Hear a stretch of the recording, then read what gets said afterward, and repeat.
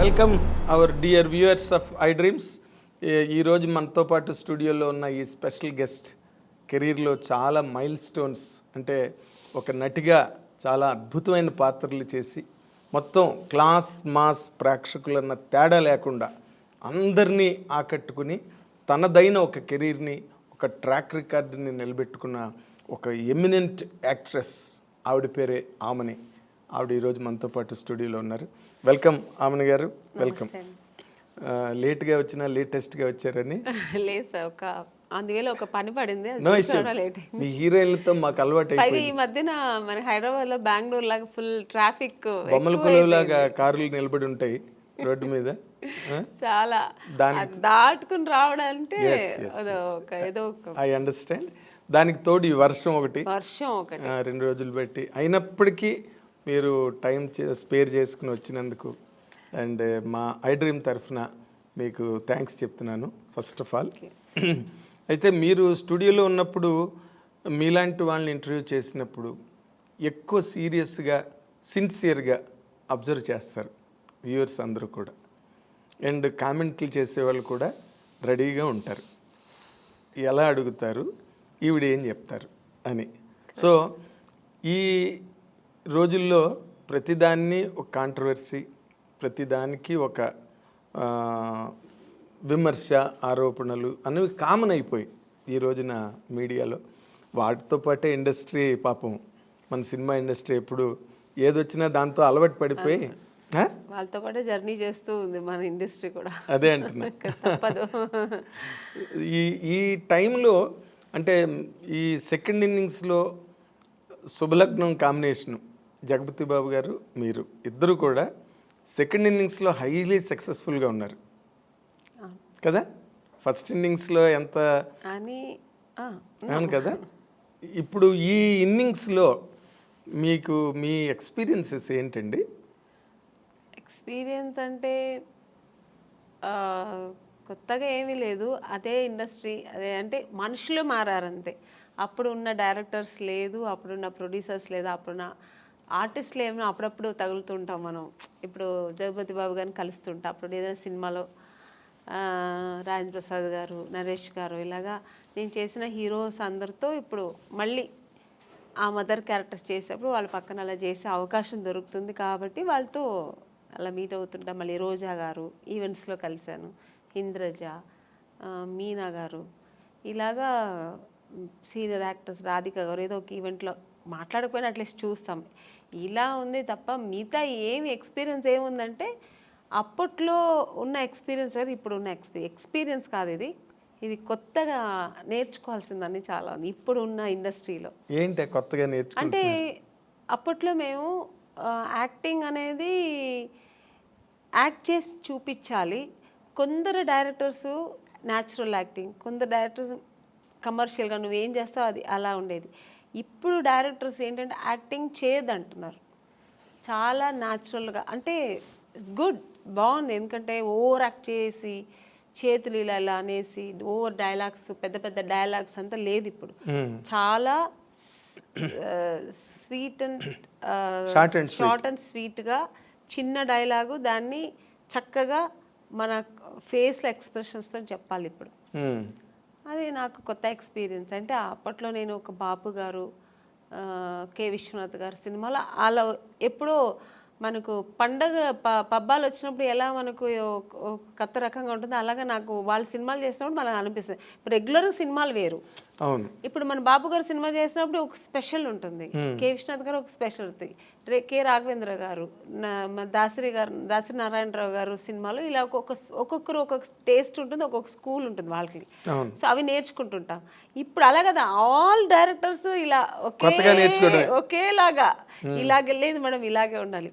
Angles కూడా వాళ్ళు చూసారండి, ఇప్పుడున్న డైరెక్టర్స్ అందరూ ఒకేలాగే ఈ యాంగిల్స్ పెట్టడం, లాంగ్ షాట్ తీయడం, మళ్ళీ క్లోజప్ తీయడం, మళ్ళీ సేమ్ డైలాగ్ని సజెషన్ చేయడం.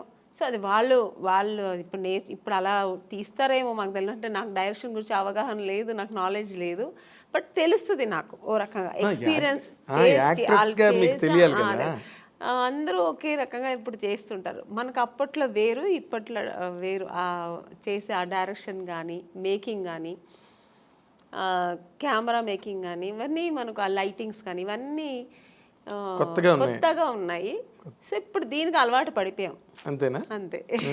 కాదంటే మామూలుగా అప్పటికి అదేలాగా మానిటర్ మాకు అప్పుడు లేదు. పర్ఫెక్షన్ మనం ముందే చేసుకోవాలి. అన్నీ ఆల్రెడీ మనం అన్నీ చేసుకుని టేక్ అన్నప్పుడు ఒక్క టేక్ ఎప్పుడైనా చాలా కష్టం, పెద్ద డైలాగ్స్ ఏదైనా కొంచెం ఎక్స్ప్రెషన్స్ కష్టం ఉన్నప్పుడు సెకండ్ టూ టేక్స్ అలా తీసుకున్నాం. చాలా రేరు ఆర్టిస్టులు అందరూ ఒక 4-5 టేక్స్ తీసుకోవడం అంటేనే మాకు నర్వస్ అయిపోతుంటుంది. రెండో టేక్ అనేప్పటికి అమ్మో బాబాయ్ ఏంటి రెండో టేక్ తీసుకున్నాం అండి. ఇప్పుడు అలా కాదు, అసలు వాళ్ళు రిహర్సల్ చూడట్లేదు. ఏ డైరెక్టర్ సరే రెడీ మేడం ఇచ్చారా ఓకే డైలాగ్ చూసుకున్నా ఆ టేక్ వెళ్ళిపోదాం మేడం అంటున్నా.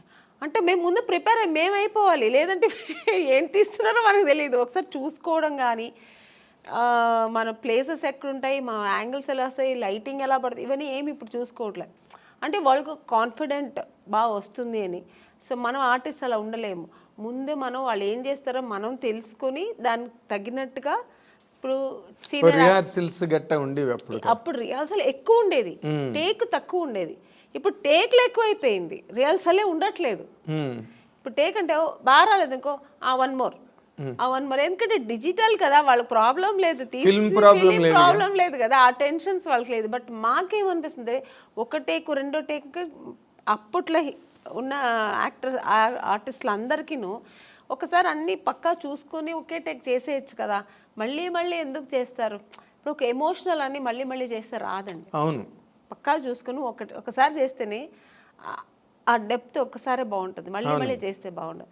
అది ఇప్పుడు వాళ్ళకి చెప్పి అర్థం చేయించాలా లేదో తెలియదు, కానీ కొంతమంది చెప్పేస్తారు. నేనైతే చెప్పను, వాళ్ళు చెప్తే మళ్ళీ మళ్ళీ ఇంకా చేయాల్సిందే.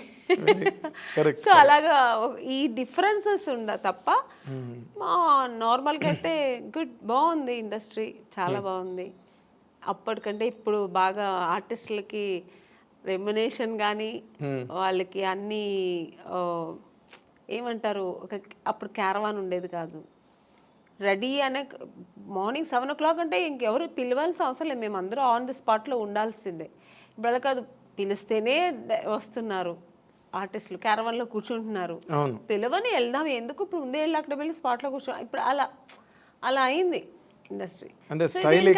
ఆ స్టైల్ అని కాదు, అంతే, అది ఇప్పుడు ఉన్న జనరేషన్ ట్రెండ్. ఎవరికి పర్వాలేదు, ఆర్టిస్ట్ పిలిస్తే వస్తారు, ఎందుకు వాళ్ళే చెప్తారు. కూర్చొని ఉంటే మేడం మీరు వెళ్ళి క్యారవాన్లో కూర్చోండి మేడం మేము పిలుస్తామంటారు, వాళ్ళే అంటారు. అలాంటప్పుడు మనం ఏమి చేయలేము. మీకు ఒక రకంగా అది కంఫర్ట్ కదా, కంఫర్ట్, చాలా కంఫర్ట్. ఇప్పుడు అంటే నాకు ఎలా అంటే కంఫర్ట్ అని, ఇప్పుడు మనం చేస్తుంటే ఇంకో ఆర్టిస్ట్ చేస్తుంటే వాళ్ళు ఎలా చేస్తారో మేము అప్పుడు అబ్జర్వ్ చేసేవాళ్ళం.